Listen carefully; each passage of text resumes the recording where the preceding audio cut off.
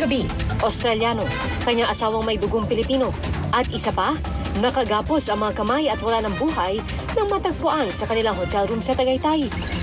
Bago sa saksi, mga bank account at iba pang ari-arian ni Mayor Alice Go pinatawan ng freeze order ng korte ayon sa Anti-Money Laundering Council. Vice President Sara Duterte, hindi dadalo sa SONA ni Pangulong Bongbong Marcos. Ano ang mga dapat talakayin sa ikatlong SONA ng Pangulo? Pinusuhan niya sa Barangay Saksi Online. 9 na taong gulang na babaeng hinihinalang ginahasa, tatagpo ang patay sa Basilan.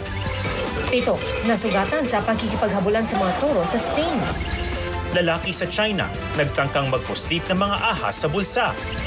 At ang bagong kasal na hindi lang wagas sa pagmamahal, kundi pati sa kakulitan. Salamat, Papa, kasi pumayag kang sila yun.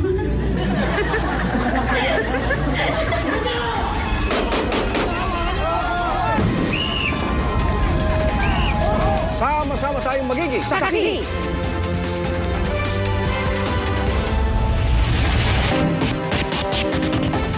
Bumuo na ng Special Task Group ang Calabarzon Police para